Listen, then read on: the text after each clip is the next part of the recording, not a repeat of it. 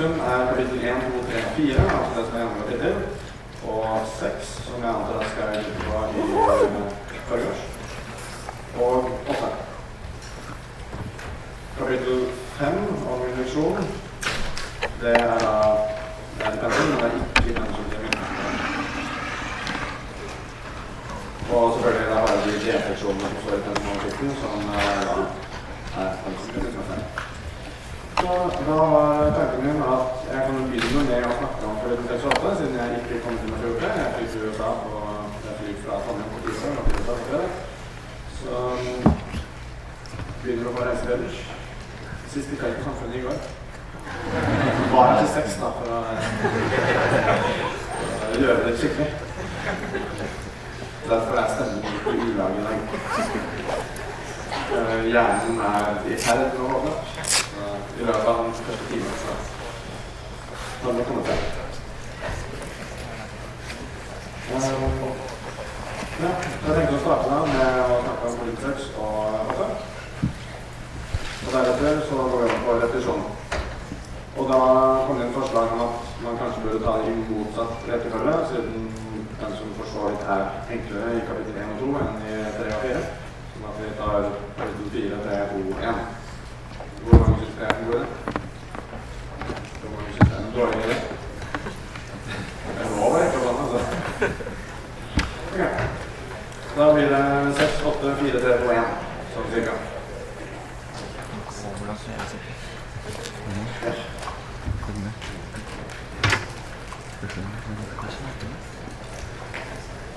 Skal jeg nå begynt å sende statusoppdateringene sine til Magnus i stedet for meg, så jeg vet ikke hvordan det kommer gå. Hvordan kommer det? 6-2? Ja, kom igjen om 6-2. Ja, begynt på 6-2. Ja, ikke det? For lørdag, det var kommet til 4 da. Nei, 6.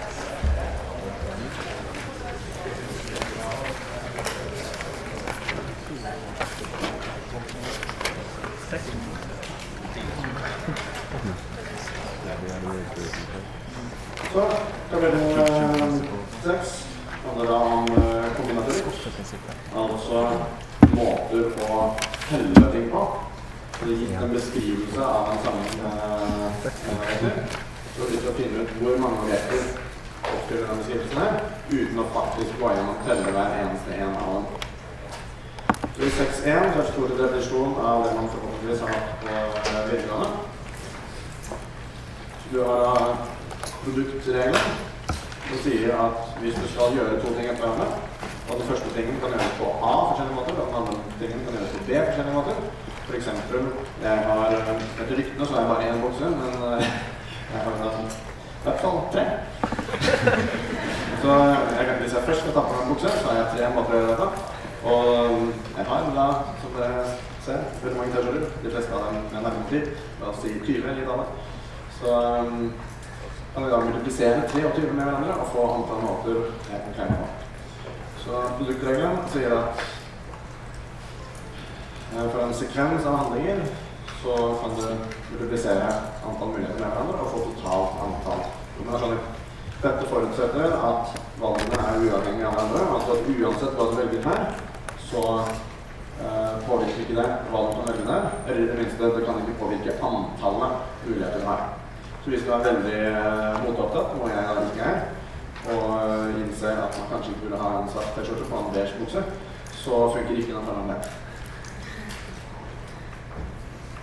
Jeg var for øvrig nevne, jeg tror ikke jeg har sett det før. Det var sent på samfunnet en gang, så jeg nevnte når jeg kjente så vidt, og når jeg kom bort til meg og sier Åsmund, du veldig beige. Litt som bestefarstil.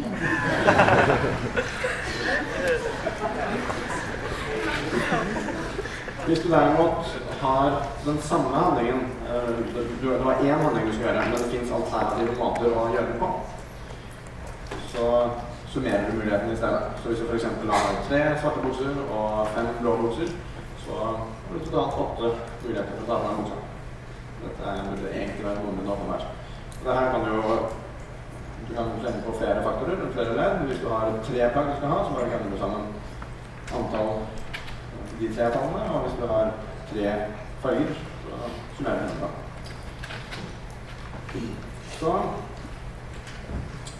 har vi det som kalles for en inklusjon og eksklusjon, prinsippet.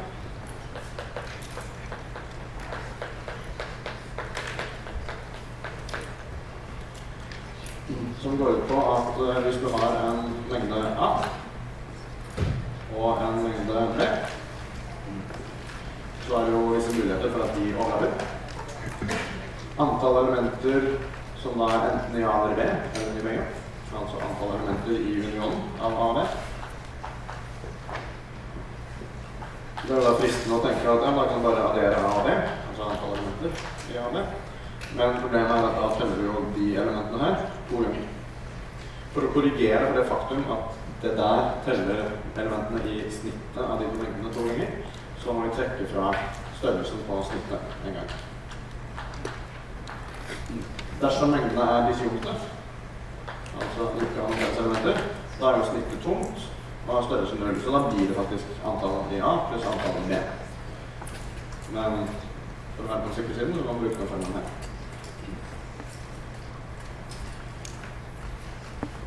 Så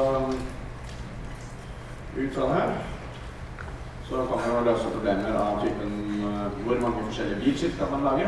Kanskje ikke egentlig det mest interessante problemet, men bilskilt er med på den formen her. 2 bokstaver og 5 siffer. Det første sifferen har ikke lov til å være 0. Så er det egentlig noen regler for at visse bokstavkombinasjoner er utelatt. Og så er det enkelte bokstaver som ikke er lov. La oss bare ignorere det foreløpig og tenke at da er det 26 muligheter å velge den bokstaven på. 26 for en. Så er det 9 muligheter for det sifferet, siden det ikke kan være 0. Alle de andre siffrene finnes det 10 muligheter for.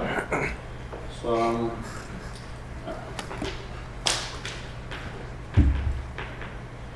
Så antall måter å kombinere det her, siden det er en sekvens av handlinger, det er bare å multiplisere sammen alle mulighetene.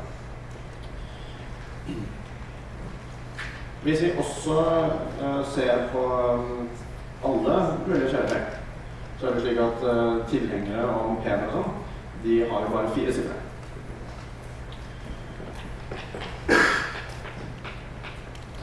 Så antall muligheter der blir jo da 26 i annen, ganger med 9, ganger med 10 i tredje.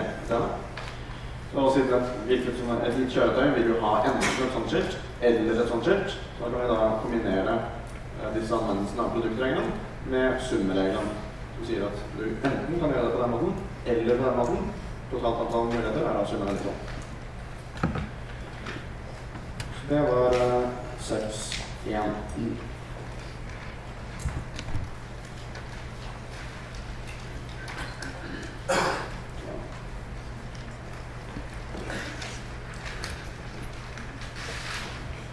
Tillegg så er det sånn at man gjerne kan stille opp sånne valg her, eller decision tree, som beskriver hvilke valg man gjør i forskjellige steg av prosessen. For eksempel farge på bukse. Jeg har egentlig ikke noen bukser som gjør det. Og så farge på t-skjorte.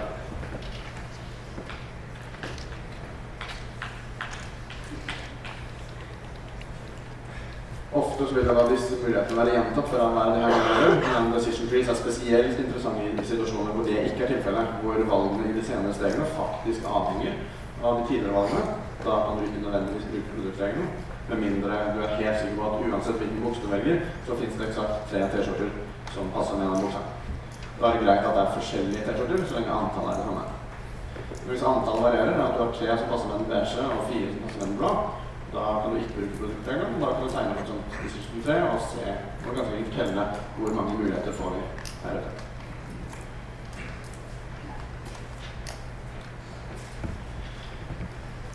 Tabell 6.2 er litt sært. Det handler om duehusprinsippet, som da sier at hvis du har n elementer, for eksempel 10 duekull, og så har du n pluss 1, Du har n bokser, for eksempel 10 duer. Og så har du n pluss 1 elementer som skal puttes inn i disse boksene. For eksempel har du 11 duer. Da sier duehusprinsippet at da må du putte minst 2 duer i minst 1 av boksene. Reaksjonen på det her da, selvfølgelig. Så det et så åpenbart prinsipp at det litt vanskelig å få noe ut av det. Man kan bruke det da i enkelte bevis for å nettopp argumentere for at når det finnes et visst antall måter å gjøre ting på, og du har flere, du skal gjøre noe flere ganger enn antall mulige måter å gjøre det på, så må du nødvendigvis bruke en av måtene flere ganger. Så ja, enkelt. Første eksempel her, hvis du har 367 folk, så du helt 100% sikker på at minst 2 av de har bursdag på samme dag, for det finnes bare 366 mulige fødselsdager. Det betyr under side 403, some elegant applications of the pigeonhole principle. Du skal ha en ganske god kreativitet for å komme opp med de måtene de har brukt duehusprinsippet på det. Heldigvis så jeg har aldri sett bli spurt om det her, så det er noe man kan ha i bakhodet. Noen av de andre bevisene i boka bruker duehusprinsippet, så jeg tror mest det derfor man skal ha det der. Det et mye annet prinsipp, men jeg kan ikke huske at man har blitt spurt om å anvende det selv.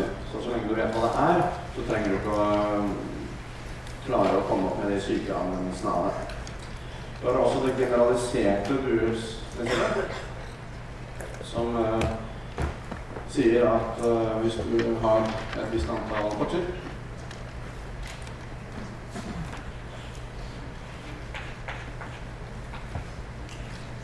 du har få bokser, og så har du n objekter som skal inn i de boksene. Da vil minst en av boksene måtte inneholde så mange elementer. Dette her symbolet for å runde opp. Så at hvis det der blir et heltall, nå er det et vanlig divisjon forresten, ikke som heltallsdivisjon fra kapittel 3. Så vi deler det her. Hvis det går opp, og dette blir et heltall, så får du ut det heltallet. Hvis det ikke blir et heltall, så runder du opp til nærmeste tall. Hvis man bruker den der på negative tall forresten, så skal man da runde mot 0, så du skal runde mot større tall. Så 1,2 skal rundes opp til 2, 7,1 skal rundes opp til 8, men minus 7,9 for eksempel skal rundes opp til minus 7. Så minus 7 større enn minus 7,9. Mens tilsvarende det her runder nedover. Uansett, så du deler. Hvis divisjonen går opp, så betyr det at da kan du faktisk få plass til de en objektene ved å putte eksakt få elementer i hver boks. Det trenger jo ikke å være sånn, men det betyr at hvis noen bare fordeler ting random, så kan vi ikke være helt sikre på at det mer enn 2 elementer i hver boks, fordi det mulig å få det til å gå opp med 2 elementer. Men hvis det ikke går opp, for eksempel, du har 4 bokser, du har 21 elementer. Hvis du da prøver å gjøre divisjonen her, 21 delt på 4 blir 5,25. Og hvis du da prøver å bare legge 5 elementer i hver boks, så får du 7 totalt. Så det siste elementet må legges en eller annen plass, og da blir det 6 elementer i den boksen, som da vil være 5,25 rundet opp til 6. Så det er ikke sånn at det må være 6 elementer i en boks, og så passer de andre inn i det andre. Så du kan selvfølgelig legge alle 21 elementene i den boksen. Så duehusprinsippet sier ikke at det skal være eksakt så mange elementer i en av boksene, men den sier bare at det er umulig å få det til å gå opp uten at det er i hvert fall så mange elementer i en av boksene. Men det kan godt være flere elementer.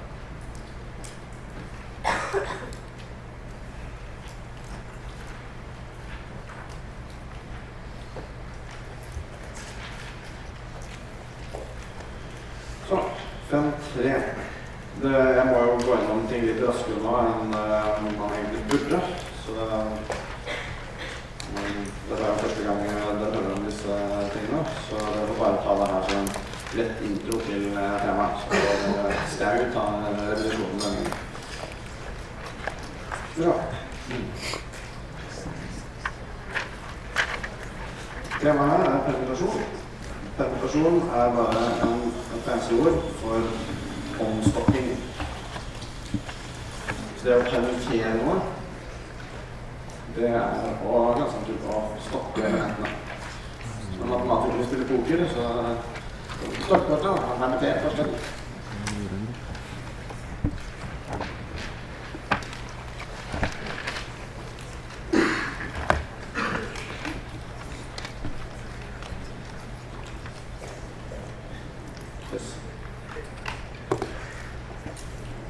Hvis man skal dele ut en pokerhånd, som da 5 kort av de 52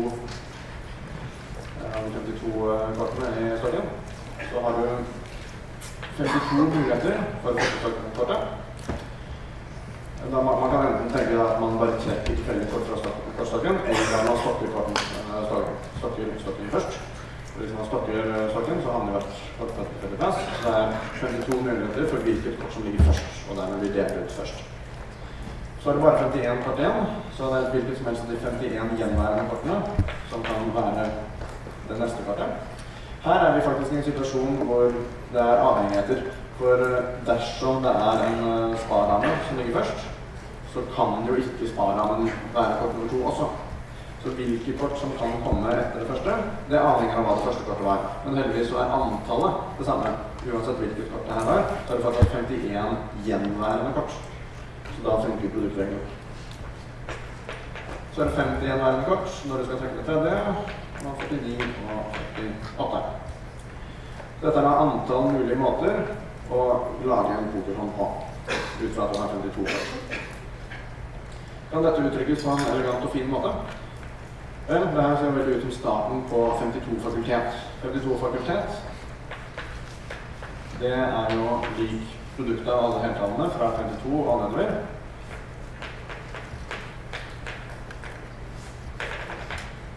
Til 1. De var jo riktig nok ikke interessert i hele rekka. Vi ville bare ha det som ligger til venstre for denne løsning. Vi deler bort alle disse tallene. Kan det her uttrykkes på en interessant, kompakt måte? Ja, dette jo 47 fakultet.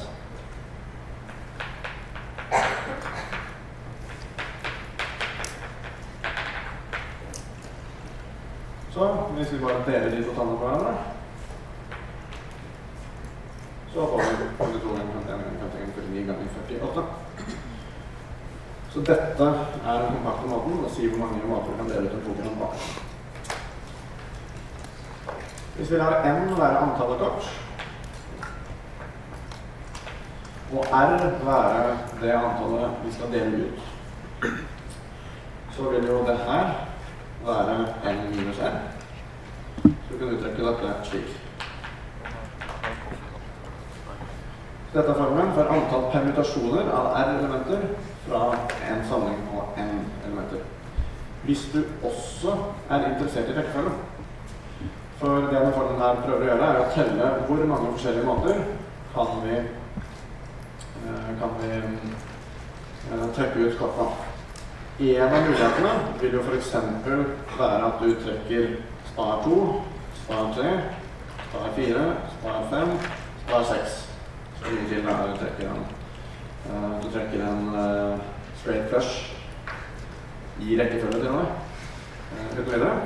Men en litt interessant greie å tenke på her at det her enormt usannsynlig. Men det her for eksempel, spar 8, kløver dame, kløver 3, ruter 7 og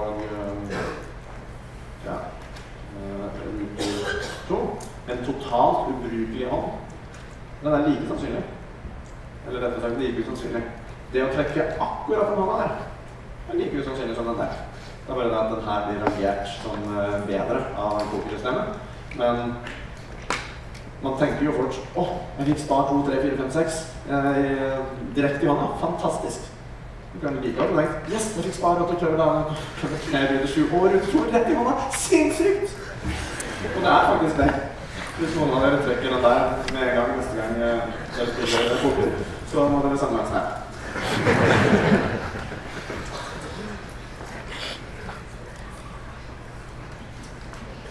Ja. Og grunnen til at man føler at det her er spesielt, er at det er mange færre. Mengden med bra pokerkombinasjoner er utrolig mye mindre enn mengden med store. Så når du trekker den her, så gjenkjenner du jo dette bare som en av de veldig mange dårlige pokerhendene. Problemet nå er at den formen her, den teller ikke bare at det her er en av mulighetene, men den vil også telle det her. For eksempel, for du kunne ha spar 3 av første kvartal, og så er spar 2 det andre kvartal, og spar 4, spar 5, spar 6. I poker har ikke rekkefølgen på kortene på hånda nå å si, som betyr at de her 2 hendene er jo de samme, egentlig. Men formen vår fortalte om dobbelt av. Fordi dette er en annen rekkefølge, selv om det er de samme kortene. Og dette er en rekkefølge til. Og så videre. Så det er ikke alltid den formen her er riktig å bruke. Den bruker du bare hvis du skal trekke elementer fra en mengde uten tilbakelegging. For du beholder jo kortet etter å ha trukket det, da kan du legge det tilbake og så trekke det nytt ut.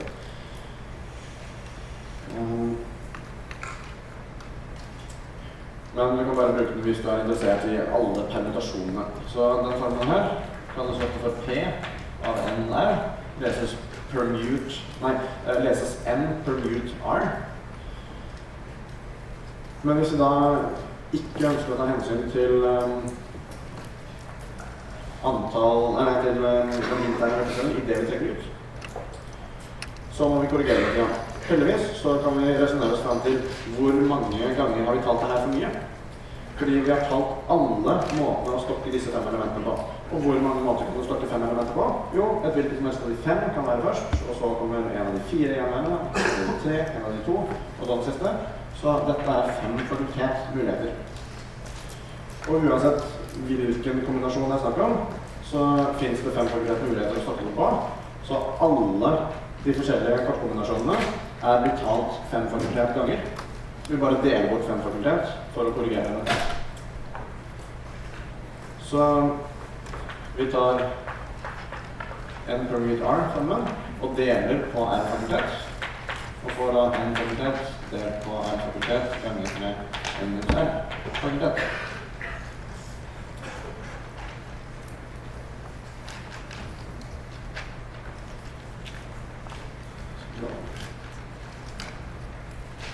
Og interessant nok så vil dette vil alltid gå opp. Som jeg husker ikke beviset i hodekommentar. Det er jo åpenbart at N minus R går opp, for da bare klikker du vekk disse her. Men da står det igjen med det her. Er det så åpenbart at 5 fakultet skal gå opp i det her? Det har noe å gjøre med at det er faktisk 5 tall her, og da vil de forskjellige multiplene av noen av de her vil være multipler av 2, noen vil være multipler av 3, noen er multipler av 4, og minst ett av dem vil være multipler av 5, fordi det er 5 påfølgende tall her. Så 5-en vil i hvert fall gå opp, og så husker jeg ikke hvordan man argumenterer for at på en eller annen måte kan man argumentere for at blant de 5 tallene så er det nok til å få både 5, 4, 3, 2 og 1 til å gå opp samtidig. Så dette blir alltid et heltall. Dette kalles kombinasjoner. Hvis du ikke er interessert i rekkefølgen, bare hvilke kort som er i sammenhengen. Så er dette N-combine R.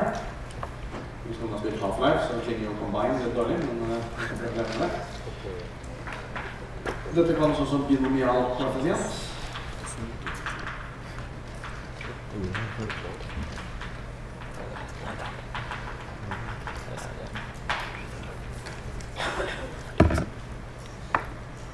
Og indikeres altså vanligvis med en parentes rundt N over her, uten en drøgstrek altså. Og leses bare N over R.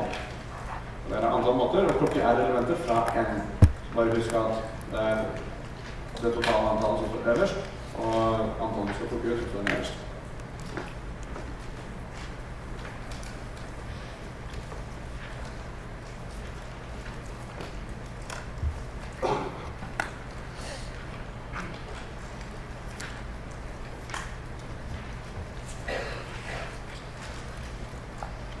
Under 6.4 så det en del festlige former som involverer innovatorkoeffisienter. Stort sett så de faktisk ikke så veldig interessante, eller det vil si de interessante, men i dette faget så blir det ikke så veldig mye om formene. Så stort sett så kan man hoppe over de fleste av dem, bortsett fra nominalteoremet og Pascals identitet. Håper jeg altså ikke skyter meg hvis det blir spurt om noen av de andre her, men erfaringsmessig så blir det ikke det. Aller først skal vi legge merke til noen egenskaper ved nominalkoeffisienten. Hvis du skal plukke ut alle elementene, og nå det bare snakk om kombinasjoner, altså hvilke elementer du plukker ut, hvilke rekkefølge du kommer ut i. Det finnes jo bare én måte å plukke alle elementene. Så n over n lik 1. Hvis du ikke skal plukke noen elementer, så skulle man kanskje tro at det finnes jo ingen måte å gjøre det på hvis du ikke plukker noen elementer. Men det feil. Det finnes én måte å gjøre det på, nemlig den måten at du ikke plukker noe. Så n over 0 også lik 1. Dette passer helt fint inn i de formene her, men da må man huske på at 0 fakultet definert til å være lik 1. Da vil det jo bli en fakultet delt på en fakultet, 0 fakultet. 0 fakultet 1, så blir en fakultet delt på en fakultet lik 1.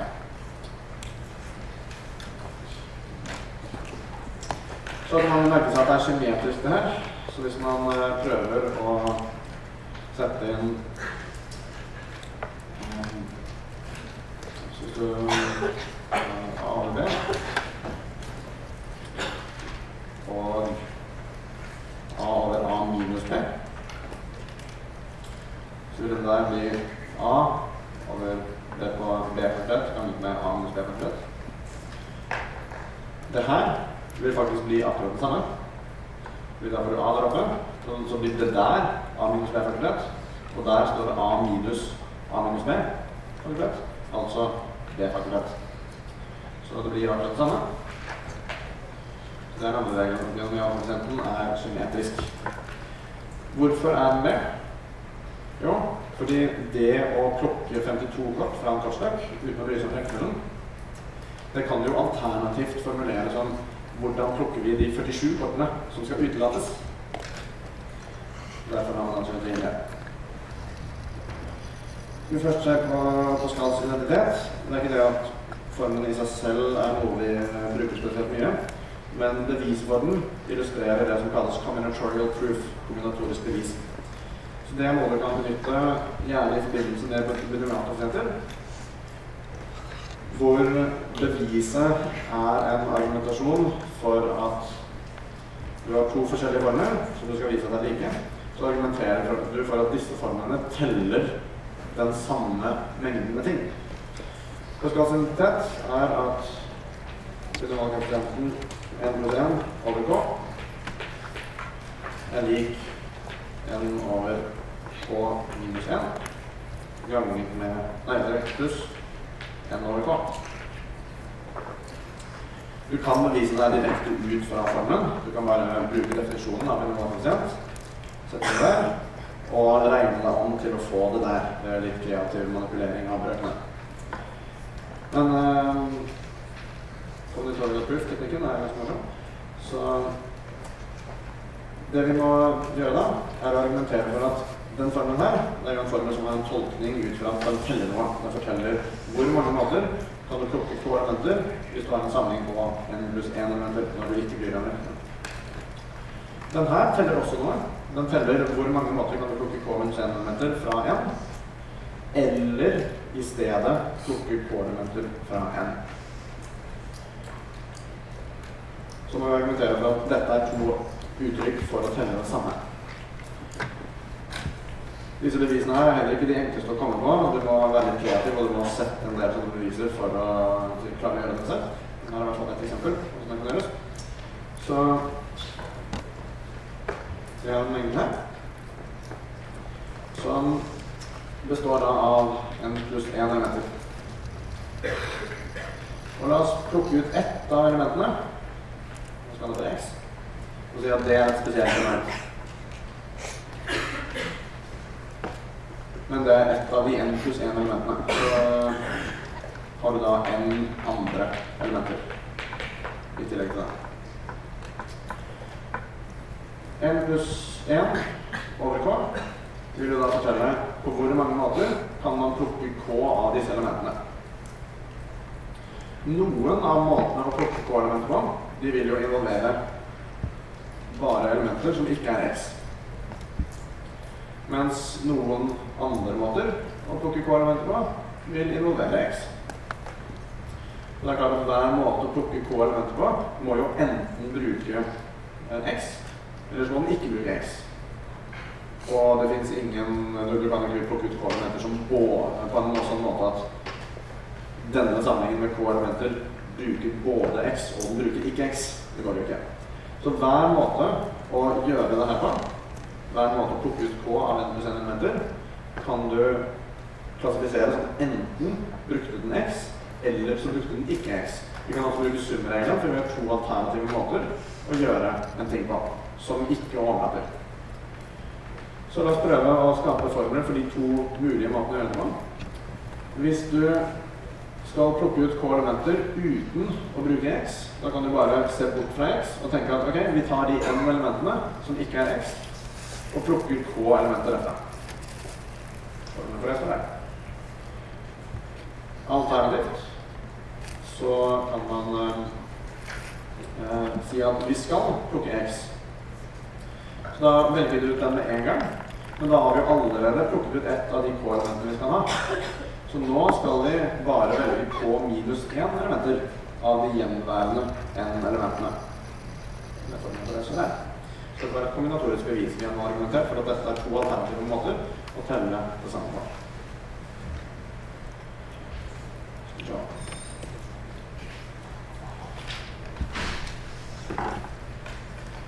Så, identiteten der er altså mest interessant for oss, fordi den illustrerer konseptet med kombinatorisk bevis. Mens teorem 1, trivialteoremet, den skal vi bruke veldig mye strekk på.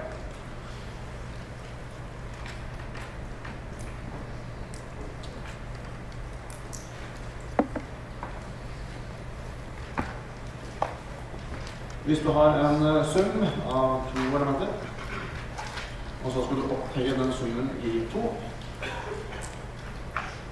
så håper jeg at folk husker kvadratsetningen.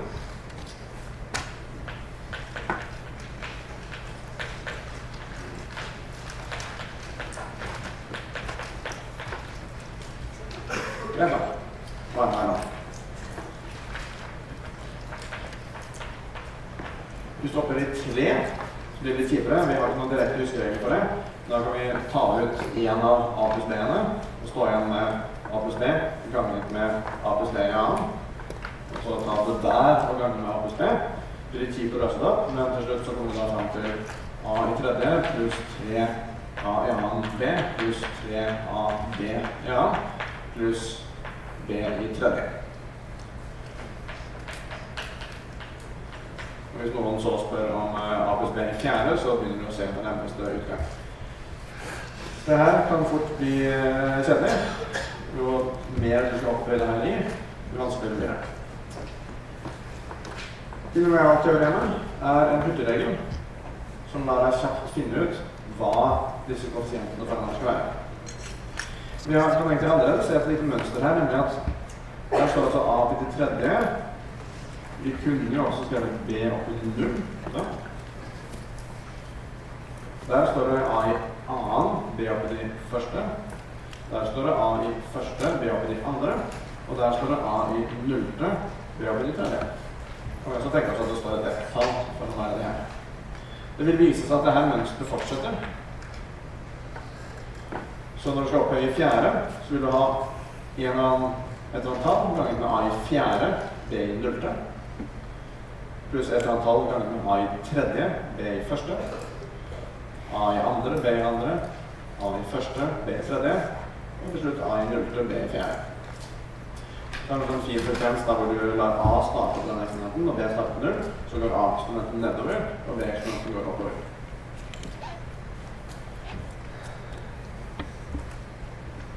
Hvis man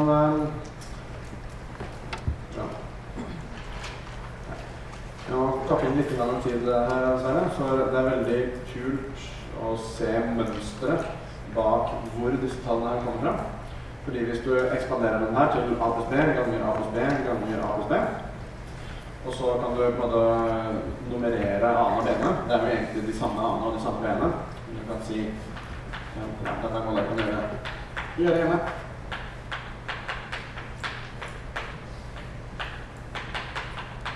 Sånn. Alle A-ene er egentlig like, og alle B-ene er egentlig like, men akkurat nå så nummererer vi dem for å kunne holde styring på hvor de forskjellige faktorene havner i det endelige resultatet her. Da vil man se at det trer fram et interessant mønster. Og det mønstret kan du bruke til å argumentere for at tallet som står foran hvert av de leddene her, det får du på den måten her.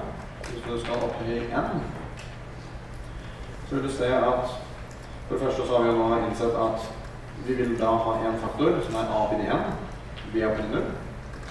Så vi har en som er a opphøyd i n minus 1, b opphøyd i 1, a opphøyd i n minus 2, b opphøyd i 2, og så videre bortover, ned til a opphøyd i 2, b opphøyd i n minus 2, a opphøyd i 1, b opphøyd i 1, og a opphøyd i 0, b opphøyd i 1, og sånn. Vi kan på forhånd si at dette er de faktorene som kommer til de leddene som kommer til å være der. Spørsmålet er bare hva skal stå foran hver da. Og ut fra dette mønstret, eller hvordan de her fordeler seg, så viser det seg at du har en binomial koeffisient. Som er at foran hver her, så står det binomialkoeffisienten n over tallet som b er opphøyd i.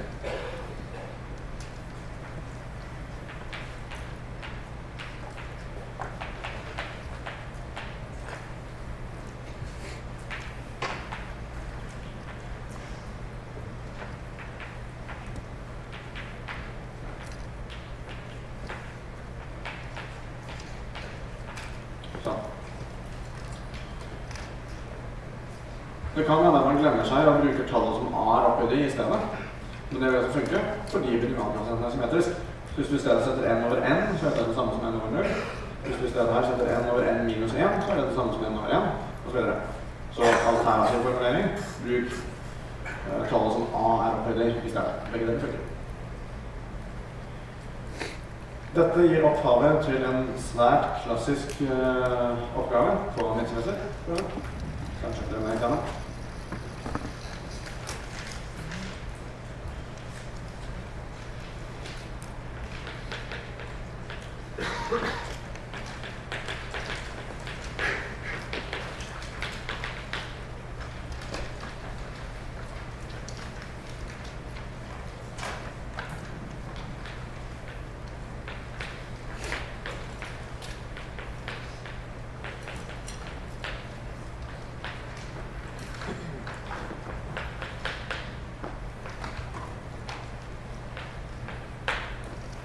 Typisk formulert sånn som her.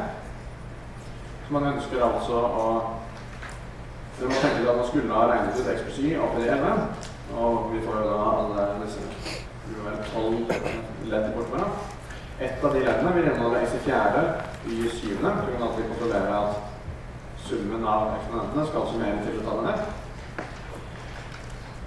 Og da er spørsmålet hva skal stå foran. Og binomialteoremet gjør at vi slipper å løse opp den der 11 ganger. I stedet så kan vi uten videre si at jo, det er n, altså 11, over eksponenten til b, som altså det andre variabelen, som er 7. Alternativt, hvis du glemmer deg og bruker a som eksponent i stedet, så funker det også det samme tall.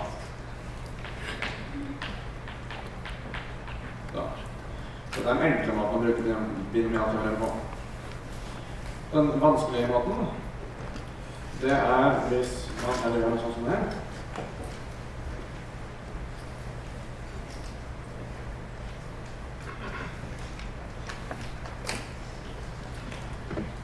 Det er litt vanskelig å bytte bokstaven.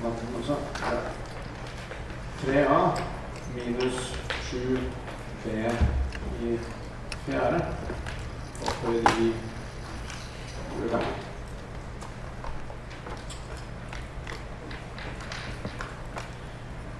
Og så spør de, hva er koeffisienten til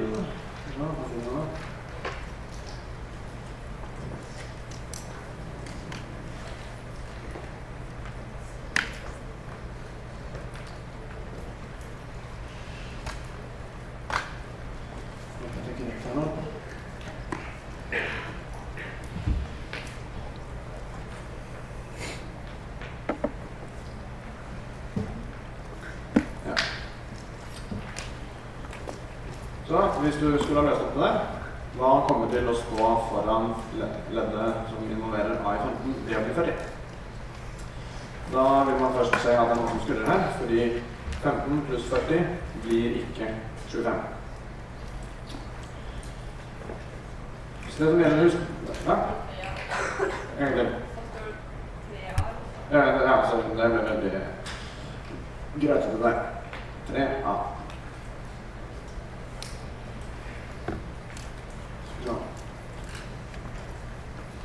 Ja. Så hvorfor er det nå ikke lenger en sammenheng mellom 15 og 40 der, og 25 der?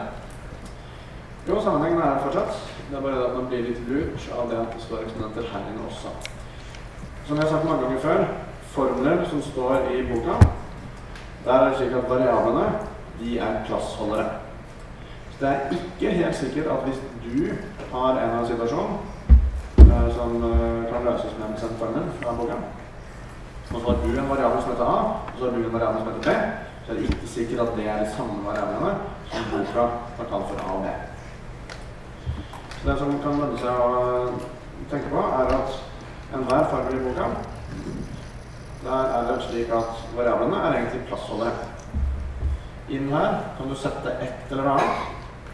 Dette er plassholder nummer 1. Inn der kan du sette et eller annet. Dette er plassholder nummer 2. Det som du setter inn i den første plassholder, må du også sette inn her. Og det du setter inn i den andre plassholderen, må du sette inn der. Faktisk er det en plassholder til i akkurat denne formen, nemlig n, som er plassholder nummer 3. Det du setter inn i plassholder nummer 3, må du også sette inn her. Og her. Så mentalt sett så må dere gjerne tenke på formler i boka, som at variablene er plassholder hvor du setter inn det som passer deg. Så hvis vi nå har et uttrykk, så vi skal prøve å få til å passe inn i det mønstret der, vi gjør altså den greia her, den skal passe inn i dette.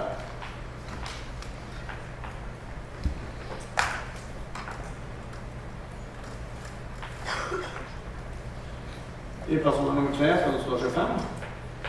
Hva skal stå i plassholder nummer 1? Der skal det ikke stå A, der skal det stå 3A. Det er passe inn der. Så må det faktisk være pluss her, det er non-negotiable. Men det kan vi få til ved å sette minustegnet inni der. Så her inne står det faktisk minus 7b i fjerde. Sånn. Så denne plassholdertankegangen gjør det lettere å innse at det som vi har kalt for A, er ikke det samme som formelen kaller for A. Faktisk, der hvor formelen sier A, må vi sette inn 3A. Og der hvor formelen sier B, må vi sette inn minus 7B i fjerde. Dette kan være litt forvirrende når variabelnavnet heter det samme. Derfor anbefaler jeg at hvis du får en sånn oppgave hvor du innser at dine variabler ikke matcher boka sine, skriv om boka sin formel. Til å heller for eksempel bruke x pluss y opphøyd i k. Her er lik k over 0, x opphøyd i k, y opphøyd i 0, pluss og så videre. Boka bruker vel faktisk x og y, for så vidt. For det er mye lettere å tenke at du skal sette inn 3a for x, enn at du skal sette inn 3a for a, som kan virke litt her.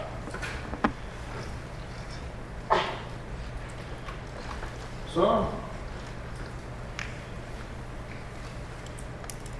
en eller annen plass i ekspansjonen her, så vil vi da komme til det punktet hvor binomialteoreme sier at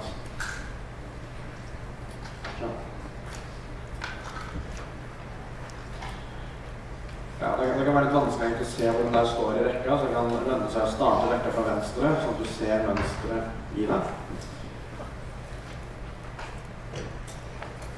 Hvis vi bruker denne navngivningen da, med x pluss y, så åpner vi seg K. Sånn at dette er x, og dette er y, og dette er K. Da står det K over 0, x opphøyd i K, y opphøyd i 0, pluss K over 1, x opphøyd i K minus 1, y opphøyd i 1, pluss K over 2, x opphøyd i K minus 2, y opphøyd i 2, og så videre. Hvis vi setter inn våre verdier, så vil dette bli K lik 25. X er lik 3a. Opphøyd i K, altså 25. Y er lik minus 7b i fjerde. Opphøyd i 0. Neste ledd er 25 over 1. Ganget med 3a opphøyd i 24. Ganget med minus 7b i fjerde opphøyd i 1. Og ledd 25 over 1. 3a opphøyd i 23. Og minus 7b i fjerde opphøyd i 2. Unnskyld, hva sa du? Det er vel 25 år for vitsestøtter. Sånn, mener du? Var det det som ble perfekt? Ja. Takk. Beklager hvis jeg ikke ser rett på dere, men det er sånn vanskelig med ryggen til sett hvor stemmen kommer her. Skal vi da. Ja, så da begynner vi å se mønsteret her. Hvis vi nå løser opp dette, så hadde det blitt 3 opphøyd i 25, ganget med a opphøyd i 25, ganget med minus 7 opphøyd i 0, ganget med b opphøyd i fjerde gangen, eller opphøyd i 4 ganger 0. Så her ville eksponenten blitt a opphøyd i 0, nei, a opphøyd i 25 og b opphøyd i 0. Her blir det a opphøyd i 24, b opphøyd i 4, her blir det a opphøyd i 23, b opphøyd i 8, og så videre. Vi ser at b sin eksponent, den springer oppover med 4 av gangen. Husk at a opphøyd i b og opphøyd i c er det samme som a opphøyd i b ganget med c. Da håper vi at det her på et eller annet tidspunkt leder oss fram dit. Så hvis a sin eksponent begynner på 25, og så går den nedover med 1 av gangen, da må vi hoppes 10 steg bortover for å nå a til 15. Og det passer veldig bra. Det er at b sin eksponent starter på 0, springer oppover med 4 av gangen, sånn at etter 10 ledd så havner vi på b av til 5. Tallet her nede er jo nå ikke lenger lik eksponenten som y ender opp med for. Det er lik eksponenten som det er ikke lenger lik eksponenten som til slutt blir stående på b, men det er lik den eksponenten der. Så på det tidspunktet hvor vi har kommet 10 ledd bortover, så står det da 25 over 10. 3a er opphøyd i 25 minus 10, altså 15. Og minus 7b i fjerde er opphøyd i 10. Så det her vil da bli 25 over 10. Gangen med 3 opp i 15. Så når du har et produkt og opphøyer i en potens, så kan vi opphøye hver faktor for seg, så vi får minus 7 opp i 10. Så har vi da a i 15, og b i 40 igjen der. Så nå er det dette som er svaret. Vær da så snill å huske at et negativt tall som opphøyes i en potens, Da vil resultatet bli positivt hvis du opphøyer partall, eller negativt hvis du opphøyer i et kvadrat. Så her har vi ganske fjerne parentesene, for dette blir sammen som 7 opphøyer i 10. Men hadde det vært 7 opphøyer i 11, minus 7 opphøyer i 11, så kunne vi løfte parentesen og sagt at dette er lik minus 7 opphøyer i 11. Og husk da at det hadde også funket hvis det hadde stått 25 minus 10, altså 15 her nede, på grunn av symmetrien.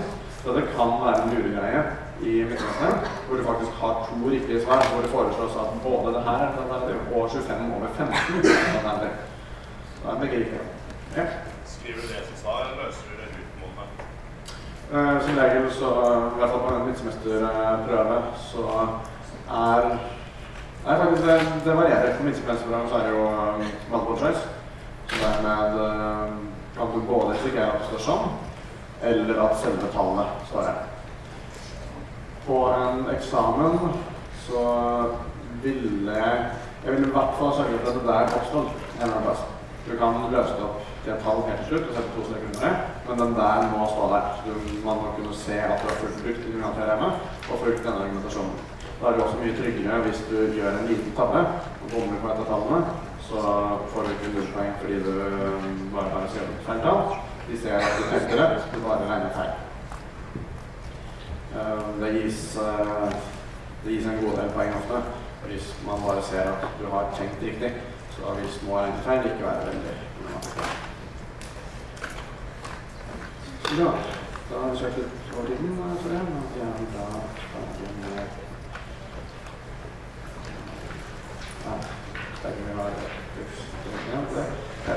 Da tar vi 6-5 etter minutter, og så tar vi kapittel 8. Så har vi 2 timer igjen til repetisjon etterpå. Da tar vi minutt til 5 på.